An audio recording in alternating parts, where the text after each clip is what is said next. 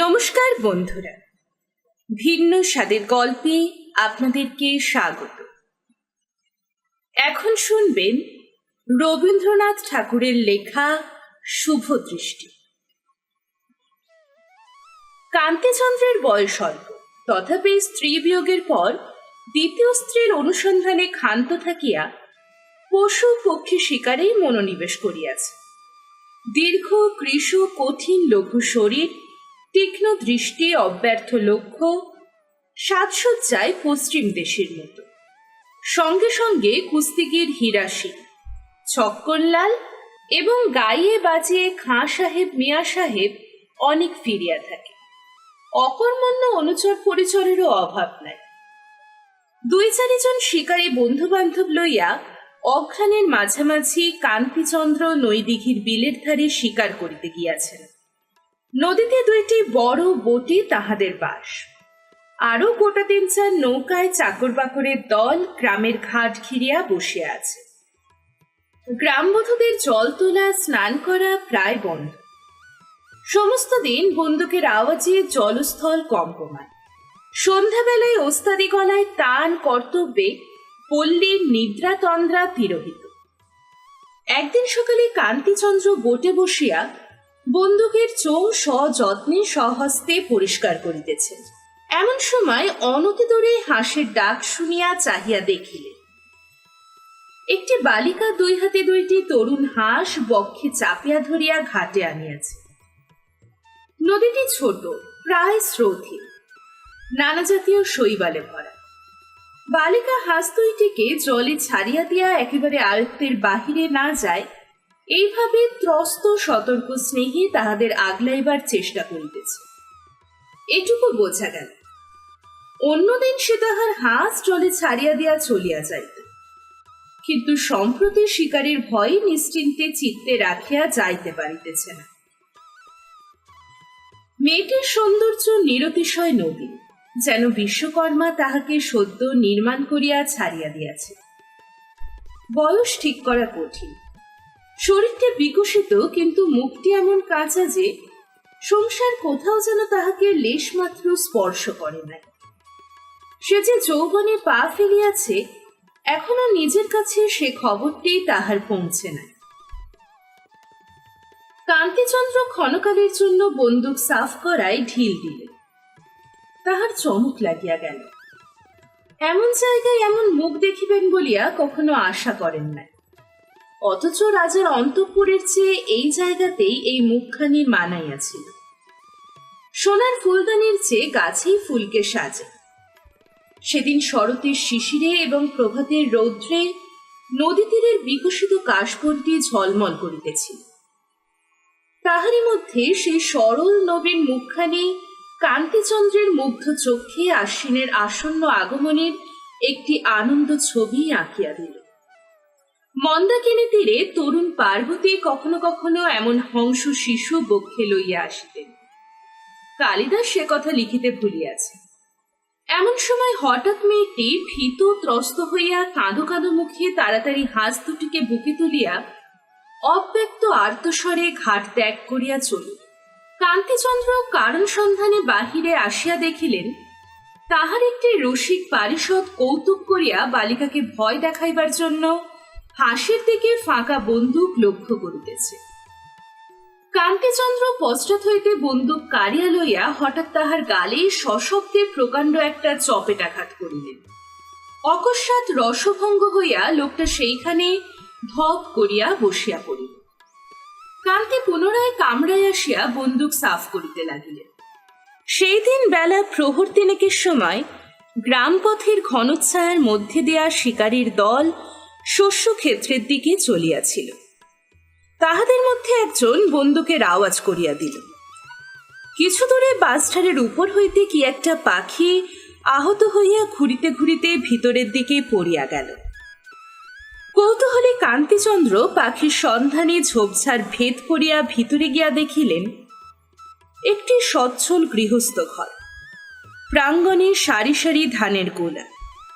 পরিচ্ছন্ন বৃহৎ গোয়াল ঘরের কুল গাছতলায় বসিয়া সকালবেলাকার সেই মেয়েটি একটি আহত ঘুঘু বুকের কাছে তুলিয়া উচ্ছ্বসিত হইয়া কাঁদিতেছে এবং গামলার জলে অঞ্চল ভিজাইয়া পাখির চক্ষুপুটের মধ্যে জল নিংড়াইয়া দিতেছে।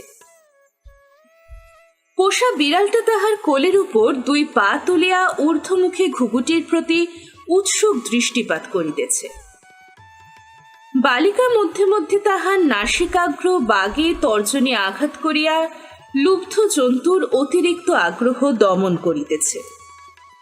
পল্লীর নিস্তব্ধ মধ্যাহ্নে একটি গৃহস্থ প্রাঙ্গণের সচ্ছল শান্তির মধ্যে এই করুণোৎসবই এক মুহূর্তেই কান্তিচন্দ্রের হৃদয়ের মধ্যে আঁকা হইয়া গেল।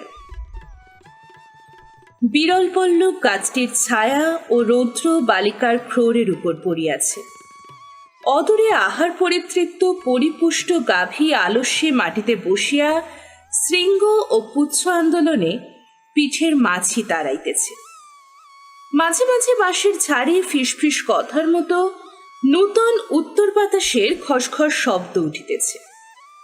সেদিন প্রভাতে নদী তীরে বনের মধ্যে যাহাকে বনশ্রীর মতো দেখিতে হইয়াছিল, আজ মধ্যাহ্নে নিস্তব্ধ গোষ্ঠ প্রাঙ্গণ ছায়ায় তাহাকে স্নেহবিগলিত গৃহলক্ষ্মীটির মতো দেখিতে হইল। কান্তিচন্দ্র বন্দুক হস্তে হঠাৎ এই ব্যথিত বালিকার সম্মুখে আসিয়া অত্যন্ত কুণ্ঠিত হইয়া পড়িলেন। মনে হইল যেন বমাল শুদ্ধ চোর ধরা পড়িলাম। পাখিটি যে আমার গুলিতে আহত হয় নাই, কোনো প্রকারে এই কৈফিয়তটুকু দিতে ইচ্ছা হইল। কেমন করিয়া কথাটা পারিবেন ভাবিতেছেন, এমন সময় কুটির হইতে কে ডাকিল, সুধা। বালিকা যেন চমকিত হইয়া উঠিল। আবার ডাক পড়িল, সুধা। তখন সে তাড়াতাড়ি পাখিটি লইয়া কুটির মুখে চলিয়া গেল। কান্তিচন্দ্র ভাবিলেন নামটি উপযুক্ত বটে, সুধা। কান্তি তখন দলের লোকের হাতে বন্দুক রাখিয়া সদর পথ দিয়া সেই কুটিরের দ্বারে আসিয়া উপস্থিত হইলেন। একটি প্রৌঢ়বয়স্ক মুণ্ডিত মুখ শান্ত মূর্তি ব্রাহ্মণ দাওয়ায় বসিয়া হরিভক্তি বিলাস পাঠ করিতেছেন। ভক্তিমণ্ডিত তাহার মুখে সুগভীর স্নিগ্ধ প্রশান্ত ভাবের সহিত কান্তিচন্দ্র সেই বালিকার দয়ার্দ্র মুখের সাদৃশ্য অনুভব করিলেন। কান্তি তাহাকে নমস্কার করিয়া কহিলেন, তৃষ্ণা পাইয়াছে ঠাকুর, এক ঘটি জল পাইতে পারি কি? ব্রাহ্মণ তাড়াতাড়ি তাহাকে অভ্যর্থনা করিয়া বসাইলেন এবং ভিতর হইতে পিতলের রেখাপিতে কয়েকটি বাতাসা ও কাঁসার ঘটিতে জল লইয়া সহস্তে অতিথির সম্মুখে রাখিলেন। কান্তি জল খাইলে পর ব্রাহ্মণ তাহার পরিচয় লইলেন। কান্তি পরিচয় দিয়া কহিলেন, ঠাকুর, আপনার যদি কোনো উপকার করিতে পারি তো কৃতার্থ হই। নবীন বালুচে কহিলেন, বাবা, আমার আর কি উপকার করিবে? তবে সুধা বলিয়া আমার এক কন্যা আছে, তাহার বয়স হইতে চলিল। তাহাকে একটি সৎ পাত্রে দান করিতে পারিলেই সংসারের ঋণ হইতে মুক্তি লাভ করি। কাছে কোথাও ভালো ছেলে দেখি না, দূরের সন্ধান করিবার মতো সামর্থ্যও নাই। ঘরে গোপীনাথের বিগ্রহ আছে, তাহাকে ফেলিয়া কোথাও চাই না। কান্তি কহিলেন, আপনি নৌকায় আমার সহিত সাক্ষাৎ করিলে পাত্র সম্বন্ধে আলোচনা করি। এদিকে কান্তির প্রেরিত চরগণ বন্দ্যোপাধ্যায়ের কন্যা সুধার কথা যাহাকে জিজ্ঞাসা করিল, সকলেই এক বাক্যে কহিল, এমন লক্ষ্মী স্বভাবা কন্যা আর হয় না। পরদিন নবীন বোটে উপস্থিত হইলে কান্তি তাহাকে ভূমিষ্ঠ হইয়া প্রণাম করিলেন এবং জানাইলেন তিনি ব্রাহ্মণের কন্যাকে বিবাহ করিতে ইচ্ছুক আছেন। ব্রাহ্মণী অভাবনীয় সৌভাগ্যের রুদ্ধ কণ্ঠে কিছুক্ষণ কথাই কহিতে পারিলেন না। মনে করিলেন কিছু একটা ভ্রম হইয়াছে। কহিলেন, আমার কন্যাকে তুমি বিবাহ করিবে? আপনার যদি সম্মতি থাকে আমি প্রস্তুত আছি। নবীন আবার জিজ্ঞাসা করিলেন, সুধাকে? হ্যাঁ। তা দেখাশোনা? কান্তি যেন দেখেন না, এমনই ভান করিয়া কহিলেন, সেই একেবারে শুভ দৃষ্টির সময়। নবীন গদগদ কণ্ঠে কহিলেন, আমার সুধা বড় সুশীলা মেয়ে, রাধা বাড়া ঘরকন্যার কাছে অদ্বিতীয়। তুমি যেমন না দেখিয়াই তাহাকে বিবাহ করিতে প্রস্তুত হইয়াছ, তেমনি আশীর্বাদ করি আমার সুধা পতিব্রতা সতীলক্ষ্মী হইয়া চিরকাল তোমার মঙ্গল করুক। কখনো মুহূর্তের জন্য তোমার পরিতাপের কারণ না ঘটে। কান্তি আর বিলম্ব করিতে চাহিলেন না। মাঘ মাসেই বিবাহ স্থির হইয়া গেল। পাড়ার মজুমদারদের পুরাতন কোঠা বাড়িতে বিবাহের স্থান নির্দিষ্ট হইয়াছে। বর হাতি চড়িয়া, মশাল জ্বালাইয়া, বাজনা বাজাইয়া যথাসময়ে আসিয়া উপস্থিত। শুভদৃষ্টির সময় বর কন্যার মুখের দিকে চাহিল। নতশির টোপ্পর পরা চন্দন চর্চিত সুধাকে ভালো করিয়া যেন দেখিতে পাইলেন না। উৎপীড়িত হৃদয়ের আনন্দে চোখে যেন ধাঁধা লাগিল। বাসর ঘরে পাড়ার সরকারি ঠান দিদি যখন বরকে দিয়া জোর করিয়া মেয়ের ঘুমটা খোলাইয়া দিলেন, তখন কান্তি হঠাৎ চমকিয়া উঠিলেন। এ তো সেই মেয়ে নয়। হঠাৎ বুকের কাছ হইতে একটা কালো বজ্র উঠিয়া তাহার মস্তিষ্ককে যেন আঘাত করিল। মুহূর্তে বাসর ঘরের সমস্ত প্রদীপ যেন অন্ধকার হইয়া গেল, এবং সেই অন্ধকার প্লাবনে নববধূর মুখখানিকেও যেন কালিমালিপ্ত করিয়া দিল। কান্তিচন্দ্র দ্বিতীয়বার বিবাহ করিবেন না বলিয়া মনে মনে প্রতিজ্ঞা করিয়াছিল। সেই প্রতিজ্ঞাকে এমনই একটা অদ্ভুত পরিহাসে অদৃষ্ট তুড়ি দিয়া ভাঙিয়া দিল। কত ভালো ভালো বিবাহের প্রস্তাব অগ্রাহ্য করিয়াছেন, কত আত্মীয় বন্ধু বান্ধবদের সানুনয় অনুরোধ অবহেলা করিয়াছেন। উচ্চ কুটুম্বিতার আকর্ষণ, অর্থের প্রলোভন, রূপ খ্যাতির মোহ সমস্ত কাটাইয়া অবশেষে কোন এক অজ্ঞাত পল্লীগ্রামে বীরের ধারে এক অজ্ঞাত দরিদ্রের ঘরে এত বড় বিড়ম্বনা, লোকের কাছে মুখ দেখাইবেন কি করিয়া? শ্বশুরের উপরে প্রথমটা রাগ হইল। প্রতারক এক মেয়ে দেখাইয়া আরেক এক মেয়ের সহিত আমার বিবাহ দিল। কিন্তু ভাবিয়া দেখিলেন, নবীন তো তাহাকে বিবাহের পূর্বে কন্যা দেখাইতে চান নাই এমন নয়, তিনি নিজেই দেখিতে অসমর্থ হইয়াছিলেন। বুদ্ধির দোষে যে এত বড় ঠকাটা ঠকিয়াছেন, সে লজ্জার কথাটা কাহার কাছে প্রকাশ না করাইছে। ঔষধ যেন গিলিলেন, কিন্তু মুখের তারটা বিগড়াইয়া গেল। বাসর ঘরের ঠাট্টা আমোদ কিছুই তাহার কাছে রুচিল না। নিজের এবং সর্বসাধারণের প্রতি রাগে তাহার সর্বাঙ্গ জ্বলিতে লাগিল। এমন সময় হঠাৎ তাহার পার্শ্ববর্তিনী বধূ অব্যক্ত ভীতস্বরে চমকিয়া উঠিল। সহসা তাহার কোলের কাছ দিয়া একটা খরগোশের বাচ্চা ছুটিয়া গেল। পরক্ষণে সেদিনকার সেই মেয়েটি শশক শিশুর অনুসরণ পূর্বক তাহাকে ধরিয়া গালের কাছে রাখিয়া একান্ত স্নেহে আদর করিতে লাগিল। ওই রে, পাগলি আসিয়াছে বলিয়া সকলে তাহাকে চলিয়া যাইতে ইঙ্গিত করিল। সে ভ্রুক্ষেপ মাত্র না করিয়া ঠিক বরকন্যার সম্মুখে বসিয়া শিশুর মতো কৌতূহলে কি হইতেছে দেখিতে লাগিল। বাড়ির কোনো দাসী তাহার হাত ধরিয়া টানিয়া লইবার চেষ্টা করিলে বর ব্যস্ত হইয়া কহিলেন, আহা, থাক না, বসু। মেয়েটিকে জিজ্ঞাসা করিলেন, তোমার নাম কি? সে উত্তর না দিয়া দুলিতে লাগিল। ঘর শুদ্ধ রমণী হাসিয়া উঠিল। কান্তি আবার জিজ্ঞাসা করিলেন, তোমার হাঁস দুটি কত বড় হইল? অসংকোচে মেয়েটি নীরবে তাহার মুখের দিকে চাহিয়া দেখিতে লাগিল। হতবুদ্ধি কান্তি সাহসপূর্বক আবার জিজ্ঞাসা করিলেন, তোমার সেই ঘুঘু আরাম হইয়াছে তো? কোনো ফল পাইলেন না।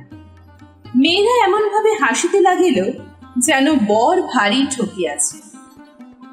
অবশেষে প্রশ্ন করিয়া খবর পাইলেন মেয়েটি কালা এবং বোবা, পাড়ার যত পশুপক্ষীর প্রিয় সঙ্গিনী। সেদিন যে সে সুধা ডাক শুনিয়া উঠিয়া ঘরে গিয়াছিল, সে তাহার অনুমান মাত্র, তাহার আর কোনো কারণ ছিল না। কান্তি তখন মনে মনে চমকিয়া উঠিলেন। যাহা হইতে বঞ্চিত হইয়া পৃথিবীতে তাহার কোনো সুখ ছিল না, শুভ দৈবক্রমে তাহার নিকট হতে পরিত্রাণ পাইয়া নিজেকে ধন্য জ্ঞান করিলেন। মনে করিলেন, যদি এই মেয়েটির বাপের কাছে যাইতাম এবং সেই ব্যক্তি আমার প্রার্থনা অনুসারে কন্যাটিকে কোনো মতে আমার হাতে সমর্পণ করিয়া নিষ্কৃতি লাভের চেষ্টা করিত। যতক্ষণ আয়ত্তচ্যুত এই মেয়েটির মোহ তাহার মনটিকে আলোড়িত করিতেছিল, ততক্ষণে নিজের বধূটি সম্বন্ধে একেবারে অন্ধ হইয়াছিল। নিকটে আর কোথাও কিছু সান্ত্বনার কারণ ছিল কিনা তাহা অনুসন্ধান করিয়া দেখিবার প্রবৃত্তিও ছিল না। যেই শুনিলেন মেয়েটি বোবা ও কালা, অমনি সমস্ত জগতের উপর হইতে একটা কালো পর্দা ছিন্ন হইয়া পড়িয়া গেল। দূরের আশা দূর হইয়া নিকটের জিনিসগুলি প্রত্যক্ষ হইয়া উঠিল। সুগভীর পরিত্রাণের নিঃশ্বাস ফেলিয়া কান্তি লজ্জাবনত বধূর মুখের দিকে কোনো এক সুযোগে চাহিয়া দেখিলেন। এতক্ষণে যথার্থ শুভ দৃষ্টি হইল।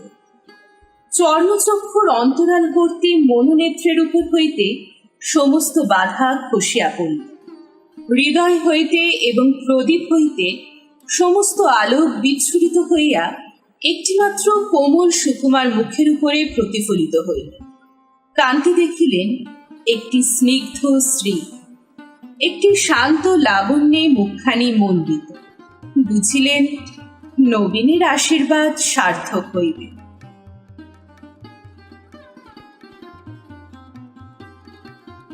এখানেই শেষ হলো রবীন্দ্রনাথ ঠাকুরের লেখা শুভ দৃষ্টি।